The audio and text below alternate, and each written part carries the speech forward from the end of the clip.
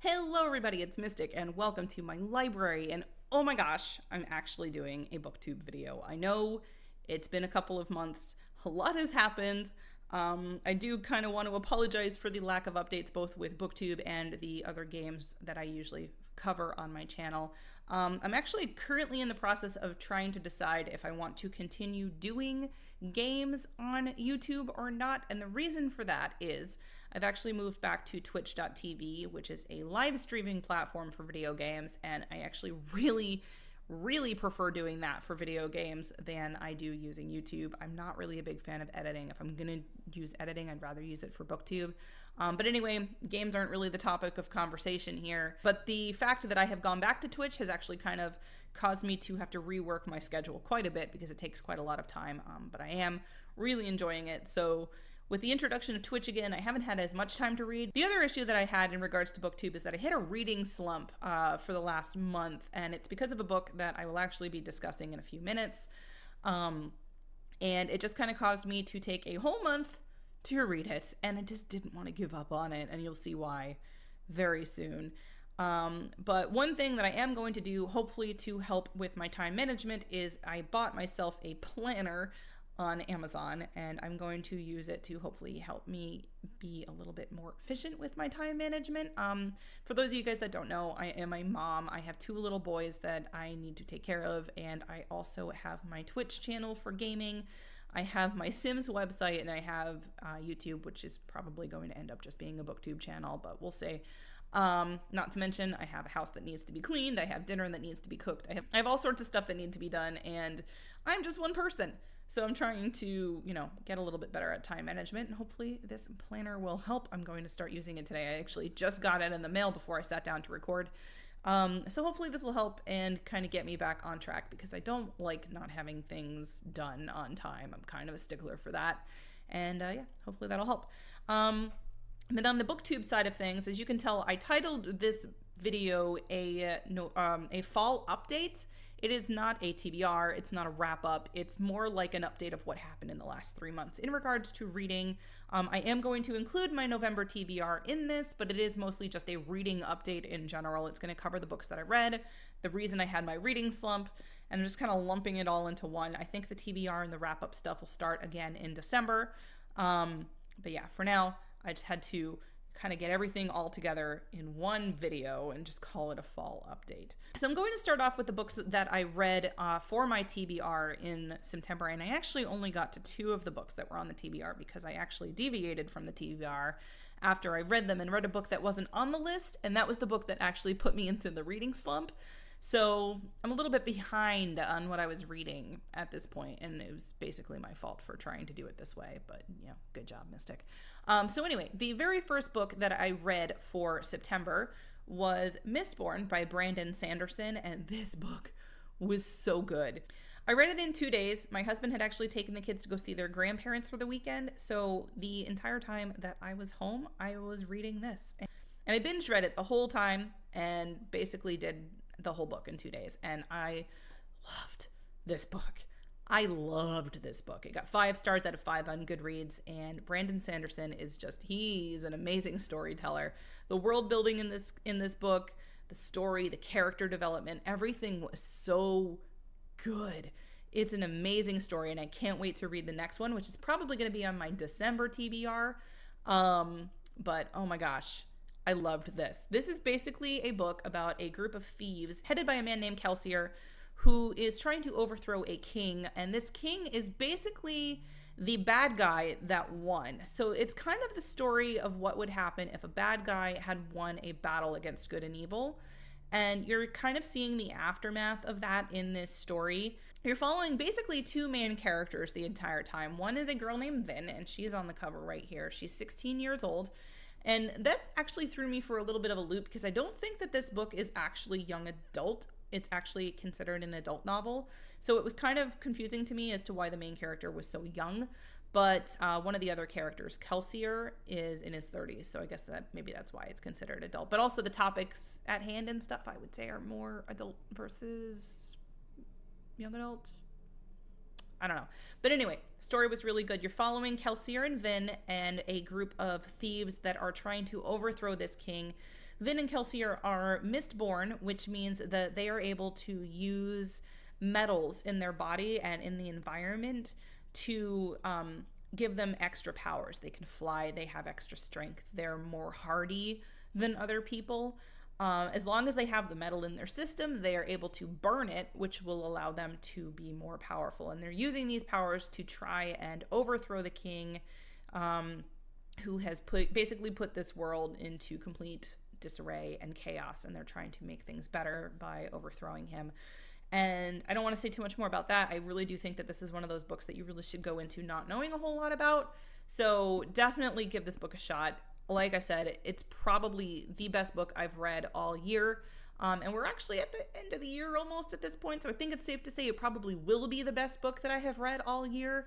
And I can't recommend this enough. If you haven't read Missborne, you really should. It's so good. Brandon Sanderson is an amazing storyteller. The next book that I read in September is actually another book that was on my TBR, and I did also kind of get through this one pretty quickly as well, although I think it took me a little bit longer because it was the third read through, and that is Harry Potter and the Goblet of Fire. I mean, you know, at this point, everybody's pretty much learned everything about Harry Potter, but this is the fourth book in the Harry Potter series, and it is basically Harry's fourth year at Hogwarts. His name is put into the Goblet of Fire, and nobody really knows how it got in there, but it's forcing him to enter into the Triwizard Tournament, which is actually for wizards much older than him, and he has to basically survive to the end. A lot more happens. If you haven't read the book yet, I don't want to give you any spoilers. I feel like most people have probably already read most of the Harry Potter books at this point, but if you haven't, I don't want to really spoil it much more beyond that point. But for me, this is one of my favorites. It's probably my second favorite in the series, next to another book that I will be discussing in a little bit. But it's great. I feel like this is where everything kind of starts really getting real, so to speak. Like everything gets a lot darker, things start happening. It's really like the entrance into the darker version of Harry Potter, which the later books are much darker than the first three. So this book, like I said, one of my favorites. Loved it, got through it fairly quickly. So like I said, things kind of started to deviate a little bit after Harry Potter and the Goblet of Fire, and that is because I enjoyed reading Harry Potter and the Goblet of Fire so much that I decided, rather than going to my next book on the TBR, which I believe at the time was the Night Circus, I would actually read Harry Potter and the Order of the Phoenix. This was a mistake. This was a big mistake, It's like 800. It was 800 and some odd. How many pages is this book? It was an 870 page mistake. All right, so here's the thing, guys. I love Harry Potter. I love the Harry Potter series. This is my least favorite book in the series. I thought now that I am an adult and I'm reading this again, I would actually like this book a little bit more, because other booktubers that I was watching at the time said that they actually enjoyed this book now more that they are adults than when they were younger. Maybe it's because when I last read this, I was actually still kind of already an adult. I think I was in my 20s when I probably read this last time. Nothing changed. I still don't like it. This book put me into a reading slump. I was stuck on this book for a whole month, but I was refusing to DNF it because it's a Harry Potter book and I can't DNF a Harry Potter book. I just can't do it. No matter how much I don't like it, I can't DNF it. And yes, it was a third read through, but I don't want to DNF it. I couldn't. So I did it. I stuck through it. It took me a whole month to get through this book, but I finally did it. And now I'm back on track for reading, I hope. We shall see. But this is why you haven't had any booktube updates in a couple of months. Well, mostly aside from the Twitch stuff, but I got stuck on this book and I wasn't going to give up. So I stuck through it and I did it. Hopefully the book slump is over now. Now here's the thing. There are some parts of this book that I actually really liked, and I think I rated it 3.5 out of 5 on Goodreads, so it's not a horrible book, but compared to the other Harry Potter novels, it's just really not that great. And really the biggest redeeming quality that this book has is the conversation that Dumbledore and Harry have at the very end of the book, where Dumbledore explains why he didn't tell Harry things that he should have told him years ago. And I don't know what it is about that conversation, but it just makes Dumbledore feel so much more human. And I just like him that much more because of it. Now, maybe it's because I'm a parent. I can kind of see why he did what he did. And I don't know, there's something about that conversation that part of the book just makes it a little bit more likable. Like I said, it's still not my favorite, but that conversation kind of helped me not hate it as much as I could have. And the real reason that I don't like this book is because of Umbridge. Now, I understand that Umbridge is supposed to be an unlikable character. I get that. I understand that she is supposed to not be likable, but I feel like she kind of ruins the book for me. I just don't feel like she should have gotten away with as much stuff as she got away with. And she just was such an annoying character to me that no matter how often I watched or how often I read it, I just can't get over the fact how despicable she is. And she just ruins this book for me. I have to stop reading after a while because of how annoyed I am by the fact that Umbridge exists, that it took me forever to get through this book. And I place the blame solely on Umbridge because I just can't stand her. So that pretty much wraps up the wrap-up part of the video. That was basically everything that I read in the last 2 months, and I know it was only 3 books. It was only 3 books. I feel like that wasn't a lot at all. But like I said, that reading slump was real, and it caused me to have several issues with getting anything else read in the past couple of months. But we do have a TBR to get through for November, and hopefully I can actually stick to it this time. I feel like I'm on a good track right now because I'm already like a third of the way through the first book, and I just started it yesterday. So we should be okay. I just finished Order of the Phoenix on the 4th. Yesterday I started the new book. So I think we're kind of on track for being okay. We'll see. So the first book in my November TBR is The Night Circus by Erin Morgenstern. This book was actually on my TBR for September, but I decided to read Harry Potter and the Order of the Phoenix instead, which put me in the reading slump, and that is why I never got around to this book. So I'm reading it right now. I'm actually about a third of the way through it. I'm liking it so far. I'm seeing some mixed reviews of people on BookTube. There are some people that absolutely adored this book, and there are some people that didn't like it at all. I don't know where I stand right now. Like I said, I'm only about a third of the way through it, but I will probably let you guys know in the wrap up at the end of the month whether or not I actually really did enjoy it. But this book follows the story of a girl named Celia and a boy named Marco, and they are 2 illusionists that are competing against each other. And the thing is that they don't actually know that they are competing against each other. It takes place in, as the title says, the Night Circus, which is a circus that appears only at night and in various different places around the world. Nobody knows when it's coming. Nobody knows when it's going. It's all very mysterious. There's some magic involved in the book, and it takes place in the late 1800s. But yeah, so far, I think it's a pretty good read. I will have more information for you once I finish it, and be sure to follow me on Goodreads too if you want to see the review. But again, I will be telling more about it in the wrap-up at the end of the month. But so far, it's pretty good.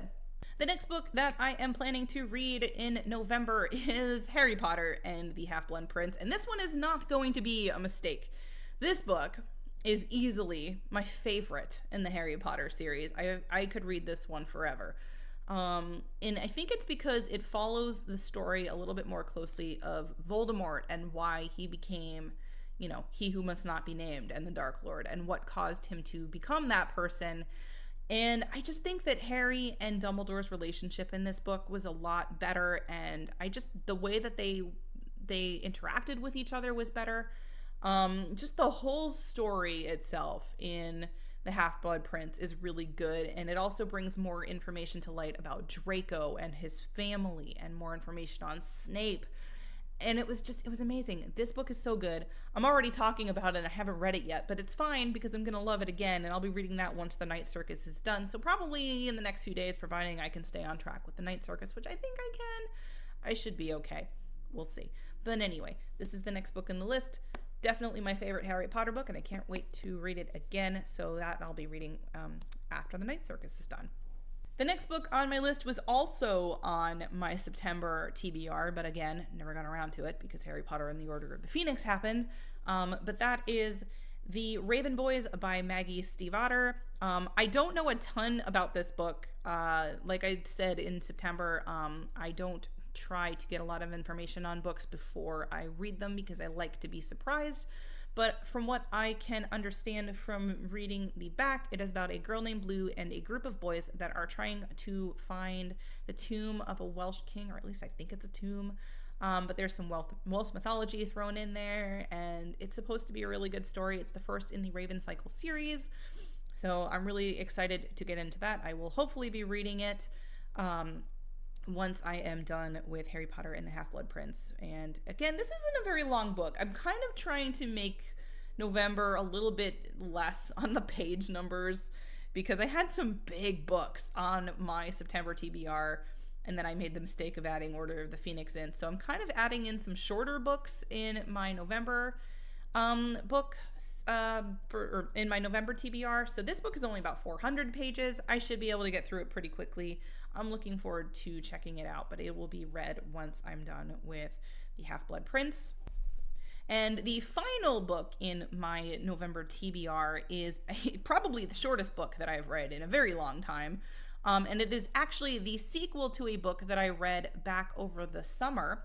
This one is a little bit different for me. I don't read a lot of mysteries, but it is a mystery novel, and it is called Uncorking a Lie by Nadine Netman. It is, like I said, the sequel to her first book, which was Decanting a Murder. And if you can't tell by the name, it's about wine. Well, sort of. It's about a sommelier who is basically a person that tastes wine for fancy restaurants and tells people what their recommendations are and stuff like that.